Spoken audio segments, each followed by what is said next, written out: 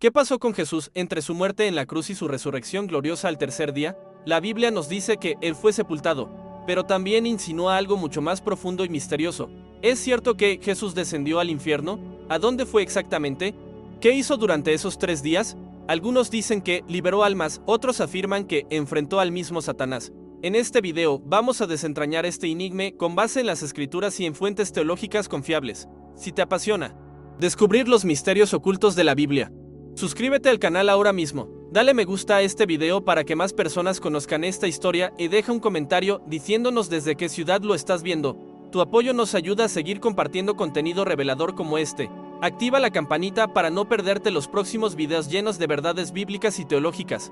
El Nuevo Testamento nos dice claramente que Jesús murió el viernes y resucitó el domingo. Pero, ¿qué pasó en ese lapso? El Evangelio de Lucas afirma que el cuerpo de Jesús fue puesto en una tumba prestada y su alma, ¿dónde fue? En Lucas las 23:43.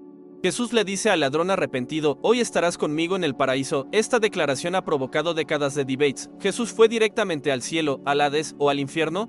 La tradición cristiana más antigua sostiene que Jesús descendió a los infiernos. De hecho, el credo apostólico, una de las declaraciones más antiguas de fe cristiana, dice: descendió a los infiernos, al tercer día resucitó de entre los muertos. Pero el texto bíblico no lo dice con esas palabras exactas, así que debemos investigar más profundamente. Durante siglos, teólogos han intentado interpretar qué significa ese descenso. No se trata del infierno como lo entendemos hoy, un lugar de tormento eterno, sino del Sheol, hebreo Hades, griego, el mundo de los muertos, donde las almas esperaban el juicio. Jesús, en su muerte, no solo pagó por nuestros pecados, también visitó esa dimensión espiritual donde descansaban los justos y los injustos. Este silencio de 3 días no fue vacío. En el plano espiritual ocurría una batalla invisible pero decisiva. No era un descanso, sino una misión profunda y redentora. Y si Jesús realmente descendió al lugar de los muertos, su propósito iba mucho más allá de lo que solemos imaginar. Estos eventos invisibles, aunque no detallados explícitamente en los evangelios, dejaron señales claras en la teología de Pedro, Pablo y los primeros padres de la iglesia. Ellos sabían que la muerte de Jesús no fue solo un final, sino un viaje a las profundidades y un regreso triunfal. Uno de los textos más citados para apoyar la idea del descenso de Cristo es 1 Pedro 3, 18-20. Allí, el apóstol escribe que Cristo fue y predicó a los espíritus encarcelados, que en otro tiempo desobedecieron. Esta afirmación ha provocado una avalancha de interpretaciones. ¿A qué espíritu se refiere Pedro? ¿Dónde estaban encarcelados? ¿Y qué fue lo que Jesús predicó? Muchos teólogos entienden que estos espíritus encarcelados eran las almas de personas que murieron en tiempos antiguos, quizás incluso antes del diluvio. Según esta línea de pensamiento, Jesús descendió al Hades del reino de los muertos, no para sufrir, sino para proclamar su victoria. No fue un acto de evangelización en busca de conversos, sino una proclamación de triunfo. Este texto también se conecta con 1 Pedro 4:2.6, donde dice que a los muertos también se les ha predicado el evangelio. Algunos interpretan esto como otra referencia a ese momento intermedio en el que Jesús anuncia la salvación a los justos del Antiguo Testamento, como Abraham, Moisés, David, aquellos que habían vivido con fe, pero que aún no habían experimentado la redención total. No se trata de dar una segunda oportunidad a los perdidos, sino de confirmar la esperanza de los justos. La predicación en el Hades sería entonces una manifestación del cumplimiento de las promesas de Dios. El Mesías vino, murió y ahora toma consigo a los suyos. Pedro, un testigo clave de la resurrección, deja claro que el poder de Cristo se extiende más allá de la vida y la muerte. Su autoridad es tan absoluta que ni siquiera el mundo de los muertos puede resistir su presencia. Jesús desciende no como prisionero, sino como rey. El apóstol Pablo también nos da pistas sobre este misterio. En Efesios 4:9, Pablo dice, ¿y qué significa subió? Sino que también había descendido a las partes más bajas de la tierra. Esta frase ha sido interpretada por muchos como una referencia al descenso de Cristo al Hades. No se refiere simplemente al entierro, sino a una realidad espiritual más profunda. Para Pablo, Jesús no solo murió, sino que conquistó la muerte desde dentro. Él no fue vencido por la muerte, sino que la despojó de su poder. En Colosenses 2:15, Pablo declara que Cristo despojó a los principados y potestades y los exhibió públicamente, triunfando sobre ellos en la cruz, como lo hizo. Muchos creen que esto se refiere a ese momento en el Hades, donde Jesús proclamó su victoria incluso ante las fuerzas espirituales del mal. Esta imagen poderosa convierte los 3 días entre la cruz y la resurrección en un escenario de guerra espiritual. Jesús entra al dominio del enemigo, pero no como un derrotado, sino como un conquistador. Es como un general que irrumpe en territorio enemigo para liberar prisioneros y destruir fortalezas. Pablo está dejando claro que la redención no fue parcial, sino completa. Jesús no solo redime a los vivos, sino que también cambia el destino de los muertos justos que lo esperaban. En ese descenso, Él conecta el antiguo con el nuevo pacto, une el cielo con la tierra, y toma las llaves del infierno y de la muerte. El descenso de Cristo, entonces, no es un detalle oscuro de la teología, sino un momento decisivo en el plan de salvación. Es una muestra de que no hay rincón del universo donde Cristo no reine. Para entender mejor este episodio, debemos regresar a las raíces hebreas, el concepto de Sheol. En el Antiguo Testamento, el Sheol era el lugar donde iban todos los muertos, tanto justos como injustos, una especie de morada de sombras, de espera. No era necesariamente un lugar de castigo, pero tampoco de gozo pleno. Jesús mismo nos da una clave cuando cuenta la parábola del rico y Lázaro en Lucas 16. En ella, Lázaro, el mendigo justo, va al seno de Abraham después de morir, mientras que el rico despierta en tormento. Esta historia ha sido interpretada como una representación del Sheol dividido en dos secciones, una para los justos y otra para los impíos, durante siglos. Teólogos como San Agustín y Tomás de Aquino sostuvieron que Jesús descendió al Sheol para liberar a los justos que esperaban la redención. El seno de Abraham sería ese lugar donde estaban los patriarcas, los profetas y los fieles del Antiguo Testamento esperando la llegada del Mesías prometido. Al descender, Jesús no fue a sufrir ni a ser castigado, sino a traer libertad a los que esperaban. Como dice Zacarías las 9:11, por la sangre de tu pacto, he sacado a tus presos de la cisterna en que no hay agua. Este versículo ha sido visto por algunos como una profecía de ese acto redentor en el mundo de los muertos. La liberación del seno de Abraham marca un antes y un después. Ya no es necesario esperar más porque el Salvador ha llegado. A partir de ese momento, los creyentes ya no descienden al Sheol, sino que pueden estar con Cristo en su gloria. Uno de los momentos más simbólicos de este descenso es la idea de que Jesús tomó las llaves del infierno y de la muerte. Esta frase se encuentra en Apocalipsis la 1:18, donde el Cristo resucitado dice: yo soy el que vive, estuve muerto, pero ahora vivo por los siglos de los siglos, y tengo las llaves de la muerte y del Hades. ¿Qué significa esto? En la simbología bíblica, tener las llaves implica autoridad total. Al descender al Hades, Jesús no fue como prisionero, sino como conquistador. Algunos padres de la iglesia, como Ireneo y Justino Mártir, comparaban este acto con un rey que invade el castillo del enemigo para arrebatarle su poder. Durante los 3 días, Jesús habría llevado a cabo un acto espiritual definitivo: derrotar al poder de la muerte desde dentro, abrir las puertas del cautiverio y reclamar la victoria para la humanidad. Esto no fue una ilusión ni un símbolo poético, sino una realidad espiritual con efectos eternos. Muchos sermones antiguos de Pascua, especialmente en la Iglesia Ortodoxa, se refieren a esto como la Heroing of Hell, el saqueo del infierno, una tradición que presenta a Cristo irrumpiendo en las sombras y sacando a Adán, Eva y a los patriarcas de la prisión. Este momento tiene una importancia teológica clave, demuestra que no hay lugar que pueda resistir el poder de Cristo. Ni la muerte, ni el pecado, ni los demonios, ni la Hades pueden detener su plan redentor. Su descenso fue la primera etapa de su victoria total. Por eso, la cruz no fue derrota, fue el inicio de una invasión divina que culminó con la resurrección. Jesús venció donde nadie había vencido antes, en la misma morada de los muertos. Después de ese descenso y conquista, llega el momento culminante, la resurrección. Pero ya no es solo un regreso a la vida, sino una proclamación pública de victoria. Jesús resucita con un cuerpo glorificado, y con él, una nueva etapa comienza para la humanidad. La resurrección es inseparable del descenso, porque no se trata solo de que Jesús revivió, sino de que él emergió con autoridad total. Al regresar, no vino solo. Según Mateo 27:52-53, muchos cuerpos de santos que habían dormido se levantaron y aparecieron a muchos en Jerusalén. Este pasaje es enigmático, pero podría confirmar que Jesús trajo consigo a los justos liberados del Hades. Este retorno triunfal es el centro del mensaje cristiano. Jesús no solo venció la muerte para sí mismo, sino para todos los que creen en él. Ya no hay que temer al Sheol, ni al infierno, ni a la condenación, porque el Salvador ha vencido. Los 3 días entre la cruz y la resurrección no fueron pasivos, fueron una misión secreta, poderosa y definitiva. Jesús bajó a lo más profundo para luego levantarse por encima de todo. Y ahora, como dice Filipenses 2:9-11, Dios lo exaltó hasta lo sumo y le dio un nombre que es sobre todo nombre, porque después del descenso vino la exaltación, y con ella nuestra esperanza eterna. Mientras el cuerpo de Jesús reposaba en la tumba, un silencio profundo cubría Jerusalén. Era sábado, día de reposo, y también el día después de la crucifixión. Para los discípulos, ese fue probablemente el momento más sombrío de sus vidas. El maestro había muerto, y ahora que, en la superficie, parecía que todo había terminado. Los enemigos de Jesús creían haber triunfado. Los líderes religiosos habían conseguido lo que querían. Pero lo que no sabían era que, mientras el mundo callaba, en el reino espiritual se libraba una guerra. De proporciones cósmicas, el silencio del sábado ocultaba una actividad divina intensa. Este momento nos habla de un principio espiritual. Muchas veces, cuando parece que Dios está en silencio, es porque está trabajando en lo oculto. El infierno pensó que había vencido, pero en realidad estaba siendo derrotado desde dentro.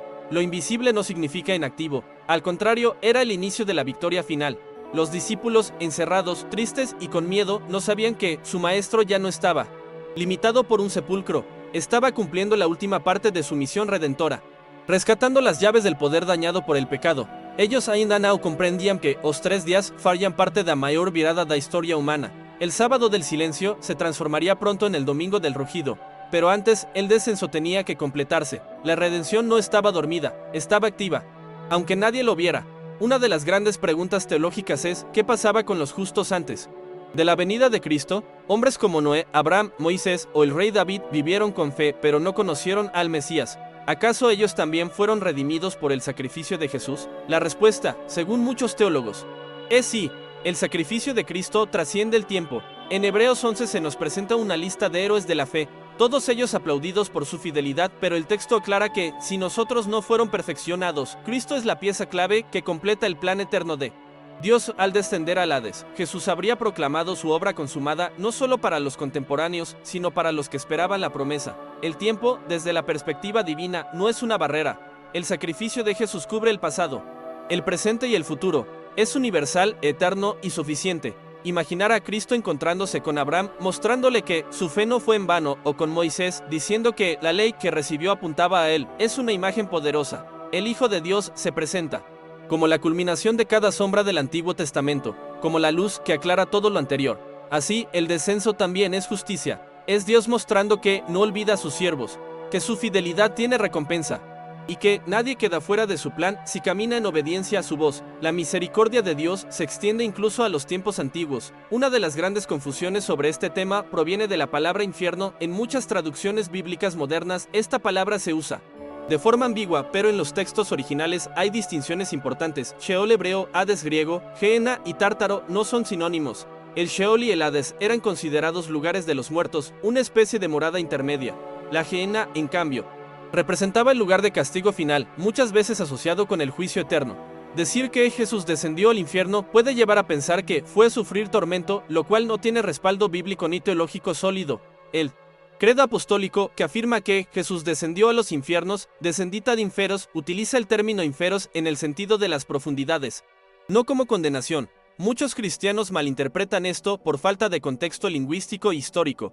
Teólogos como John Calvin, Martín Lutero y Tomás de Aquino han ofrecido diferentes perspectivas sobre este punto. Algunos afirman que Jesús descendió solo simbólicamente, otros que fue un acto literal, pero lo más aceptado es que Él fue al Hades para cumplir su misión victoriosa, no para sufrir castigo. Por eso, es importante enseñar con claridad, Jesús no fue al infierno como alma condenada, sino como redentor victorioso. No pagó más allá de la cruz. La obra estaba consumada en el Gólgota. El descenso fue una proclamación de esa victoria. El descenso de Jesús al Hades no solo tuvo implicaciones para los muertos justos, sino que fue un evento con impacto cósmico.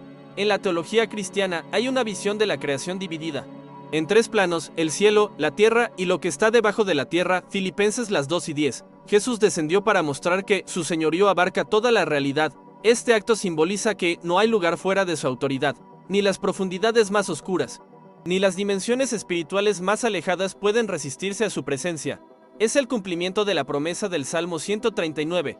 Si bajo a lo más profundo del abismo, allí estás tú. Los primeros cristianos entendieron esto como un acto de soberanía absoluta. Cristo no solo reina en el cielo entre los vivos, sino también entre los muertos. Él es Señor de todos los planos de existencia. Nada escapa de su dominio. Además, el descenso también se considera un acto de restauración cósmica. El pecado había fracturado la creación. La muerte era un invasor, un enemigo. Al descender, Cristo no solo redime almas, sino que comienza a restaurar el orden original de Dios.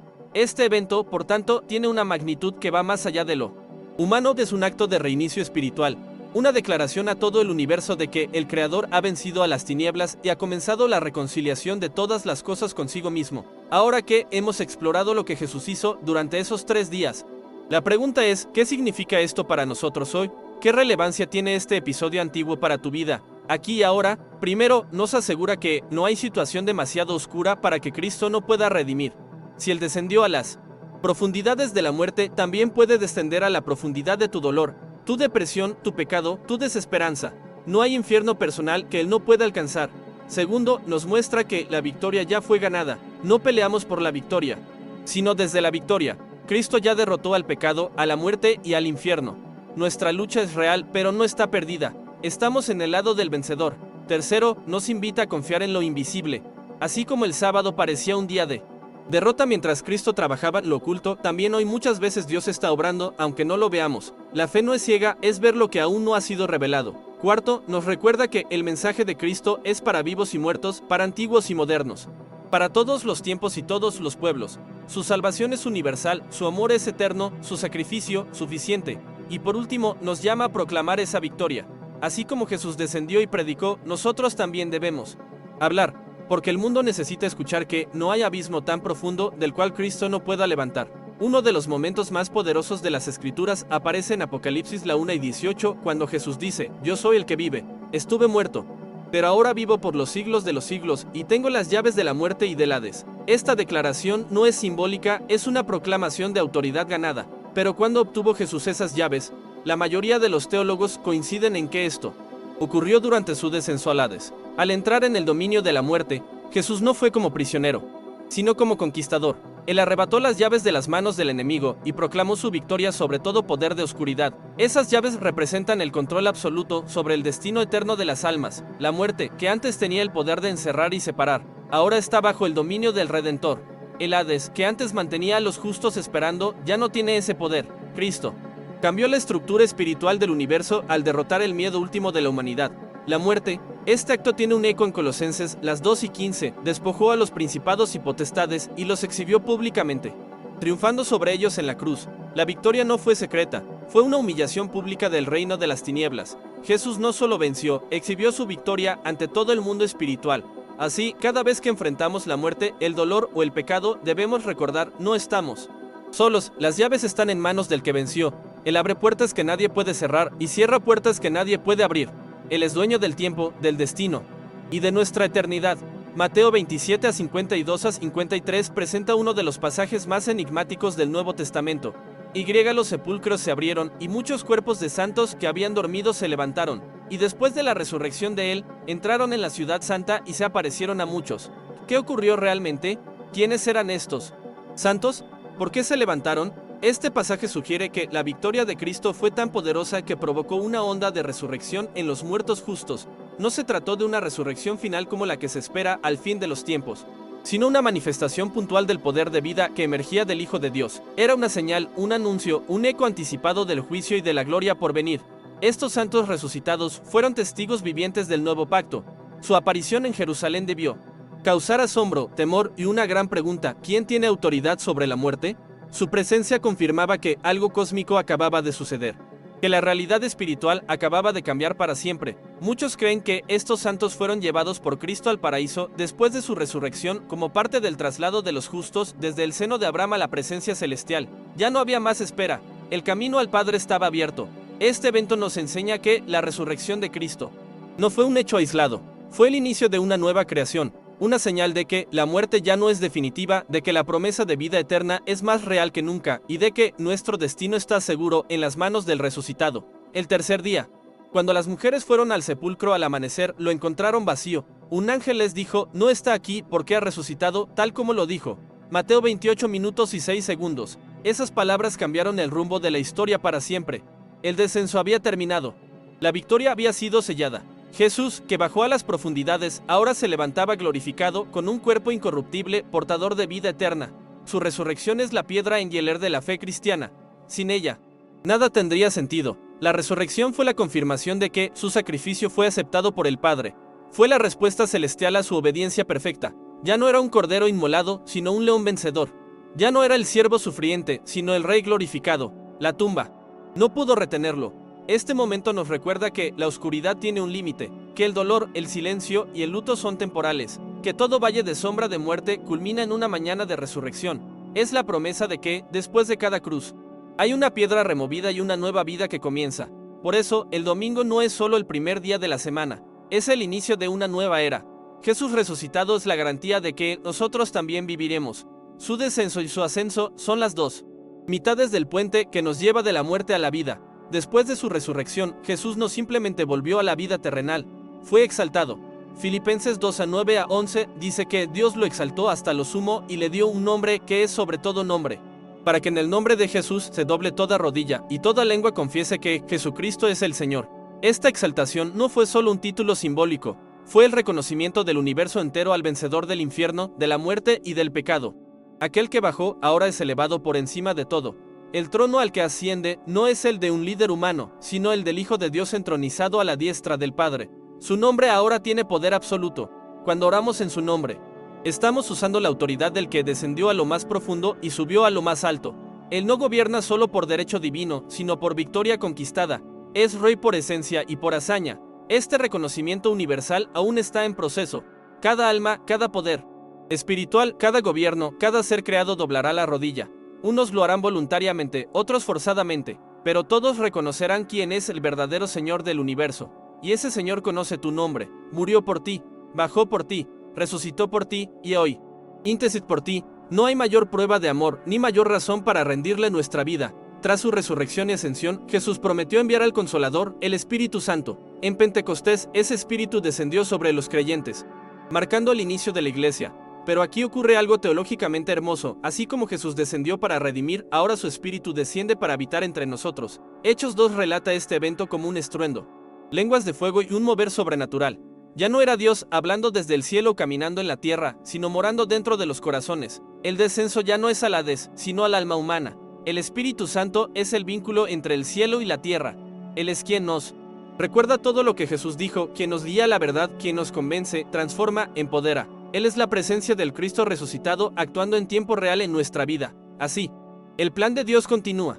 El descenso al infierno fue el inicio de una redención que no se detiene. Ahora, cada creyente es un templo donde habita la gloria. Cada vida restaurada es un eco de la tumba vacía. Cada testimonio, una proclamación de victoria. No estamos solos. El que descendió, ascendió y volvió a descender en forma de espíritu para nunca más separarse de nosotros. Es el Dios que baja hasta donde estamos, para elevarnos hasta donde Él está. Muchos creyentes se confunden cuando oyen que Jesús descendió al infierno. ¿A qué se refiere exactamente la Escritura? Es fundamental distinguir entre términos como infierno, Hades, Seol y Gehenna, ya que no todos significan lo mismo. El lenguaje original de la Biblia utiliza distintas palabras para realidades espirituales diferentes. En el Antiguo Testamento, el término Seol se refiere al lugar de los muertos, una morada general de las almas, tanto justas como impías. En el Nuevo Testamento se utiliza la palabra Hades para describir este mismo concepto. Un mundo invisible al que descendían todos los muertos antes de la resurrección de Cristo. Por otro lado, Gehenna es un término que Jesús usó para describir un lugar de juicio eterno, más asociado con lo que hoy se conoce como el infierno. Es el destino final de los condenados después del juicio y no debe confundirse con el Hades, que era un lugar temporal. Cuando decimos que Jesús descendió al infierno, estamos hablando teológicamente del Hades o del Seol, no del lago de fuego eterno. Él no fue al lugar de castigo eterno, sino al lugar donde estaban los muertos. Su presencia allí fue para liberar a los justos y proclamar su victoria a los poderes del mal. Comprender esta diferencia es vital para interpretar correctamente el credo apostólico, y los pasajes que relatan los 3 días de Jesús entre la muerte y la resurrección nos muestra que Él no sufrió condenación, sino que fue al dominio de la muerte como conquistador. Los 3 días que Jesús pasó en la tumba no fueron arbitrarios. Toda la Escritura apunta al significado profundo y profético de ese lapso. Desde el Antiguo Testamento, el número 3 aparece una y otra vez en contextos de transición, transformación y revelación. Oseas 6:2 dice: nos dará vida después de 2 días, al tercer día nos resucitará, y viviremos delante de Él. Esta profecía señala de forma asombrosa la resurrección de Jesús. El tercer día es símbolo del cumplimiento, del cambio de destino, del paso de la muerte a la vida. Jonás estuvo 3 días en el vientre del gran pez, y Jesús mismo usó esta experiencia como paralelo a su propia sepultura. Así como Jonás estuvo 3 días y 3 noches en el vientre del gran pez, así estará el Hijo del Hombre en el corazón de la tierra. Mateo 12:40. También vemos en la narrativa bíblica que al tercer día se daban encuentros con Dios, como en el monte Sinaí, donde Dios descendió para hablar con Moisés. Estos patrones revelan que el tercer día es el momento en que Dios actúa de manera decisiva. Por tanto, los 3 días no son solo una espera simbólica, representan el cumplimiento del plan divino, el clímax de la redención y la demostración de que todo lo prometido se cumple con precisión celestial. es el lenguaje profético del cielo cumpliéndose en carne y hueso. Durante esos 3 días, Jesús no estuvo inactivo. No se trató simplemente de esperar el momento de la resurrección. Desde el punto de vista espiritual, esos días fueron un tiempo de intensa acción celestial. Fue cuando el Cordero venció como león. Cuando la redención fue proclamada en todo el cosmos. En primer lugar, Jesús proclamó su victoria a los espíritus encarcelados. 1 Pedro 3:19. Esta proclamación no fue un sermón evangelístico, sino una declaración de triunfo sobre los enemigos de Dios. Los ángeles caídos, los demonios y las fuerzas de las tinieblas escucharon del mismo Mesías su derrota. Segundo, Jesús abrió el camino para los justos que esperaban en el seno de Abraham. Él los trasladó a la presencia de Dios, cumpliendo la promesa que siglos de fe anticipaban. Los santos del pasado ya no estaban esperando, entraron con él en gloria. Tercero, obtuvo las llaves del Hades y de la muerte, tomando autoridad sobre el destino eterno de las almas. Esto significa que nadie más puede decidir sobre la muerte eterna o la vida eterna, sino solo Cristo. Él es ahora el juez, el abogado y el salvador. Y finalmente preparó el camino para la resurrección, no solo la suya, sino la de todos los que creerían en él. Su resurrección fue las primicias de una cosecha eterna de redimidos. Su cuerpo glorificado es el modelo de lo que nos espera. Esos 3 días cambiaron la historia, transformaron la eternidad, son el núcleo de nuestra esperanza cristiana. Después de comprender el poder y la profundidad de lo que Jesús hizo durante esos 3 días, no podemos quedarnos indiferentes. Esta historia no es solo teología, es una invitación personal. Si Él descendió hasta lo más profundo por amor a nosotros, ¿cómo responderemos?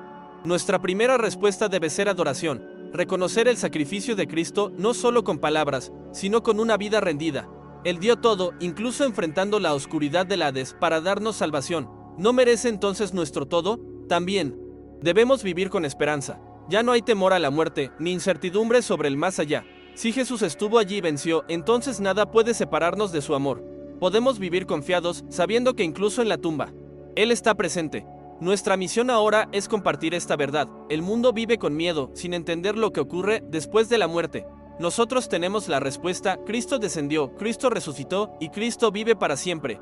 Esa es la buena noticia que arde en nuestros corazones. Y por último, debemos permitir que esa victoria se manifieste en nuestra vida diaria. Que cada tentación, cada lucha espiritual, cada dolor sea enfrentado con la convicción de que Jesús ya venció. Él no solo descendió al Hades, también descendió a nuestros corazones. El mismo Jesús que descendió al abismo, que despojó a los principados y que resucitó con gloria, ahora vive en nosotros. Eso es lo que afirma Gálatas 2:20. Ya no vivo yo, más vive Cristo en mí. Esta no es una metáfora poética, es una realidad espiritual poderosa. Cuando aceptamos a Cristo, no solo recibimos perdón, recibimos vida nueva. El Espíritu de Jesús habita en nosotros. El que venció a la muerte mora dentro de nosotros, guiando, fortaleciendo, transformando. ¡Qué misterio glorioso! Esto significa que ya no somos esclavos del pecado, ni de la muerte, ni del temor. La misma autoridad que Él tiene, la comparte con nosotros. La misma victoria que Él ganó, la extiende a sus hijos. Somos coherederos con Cristo. Por eso, nuestra vida debe reflejar esa verdad. Ya no vivimos desde la derrota, sino desde la victoria. Ya no caminamos en oscuridad, sino en luz. Ya no estamos en la tumba espiritual, sino en la resurrección continua del alma. El descenso de Jesús no fue solo un evento teológico. Fue el comienzo de una nueva humanidad, de una familia celestial en la que tú y yo somos parte. Él descendió, resucitó y ahora reina en nosotros. Gloria a su nombre. Ahora que hemos recorrido esta profunda travesía por las Escrituras y la teología, podemos afirmar con convicción que Jesús sí descendió al Hades, al lugar de los muertos. Pero no lo hizo como un prisionero, sino como un conquistador. No como alguien vencido por la muerte, sino como el rey que pisa el territorio enemigo para arrebatarle las llaves y liberar a los cautivos. Durante esos 3 días, el universo entero contuvo la respiración. Mientras el cuerpo de Cristo yacía en la tumba, su espíritu descendía a las profundidades para cumplir las profecías, proclamar su victoria y transformar para siempre la historia de la humanidad. Ningún otro líder, ningún otro profeta, ningún otro nombre ha hecho lo que Jesús hizo. Él cumplió el plan perfecto del Padre, cerró el ciclo del antiguo pacto, inauguró la esperanza de la resurrección y abrió un camino vivo y eterno hacia la gloria. No fue un episodio aislado, fue el clímax de la redención. Hoy entendemos que el descenso de Jesús no fue debilidad, sino fuerza. No fue derrota, sino victoria. No fue un error, sino el cumplimiento perfecto del amor divino. Él fue hasta lo más profundo para que tú y yo podamos elevarnos hasta lo más alto. Y ahora, la decisión está en nuestras manos. ¿Viviremos como si Él nunca hubiera bajado por nosotros? ¿O viviremos con gratitud, rendición y propósito, sabiendo que el Rey descendió al abismo para traernos a casa? Si este video tocó tu alma, si aprendiste algo nuevo o si sentiste que Dios te habló, entonces te invito con todo mi corazón a suscribirte ahora mismo a este canal. No te vayas sin hacerlo. Aquí exploramos verdades profundas que muchos no se atreven a contar, y tú eres parte de esta comunidad de buscadores. Dale me gusta a este video si crees que más personas deberían escuchar esta historia, y déjanos un comentario. ¿Habías escuchado antes sobre este descenso de Jesús? ¿Te sorprendió lo que descubriste? Leemos cada palabra que dejas y tu opinión importa. Este canal crece gracias a ti y cada interacción tuya nos permite llegar a más corazones con la palabra y la verdad.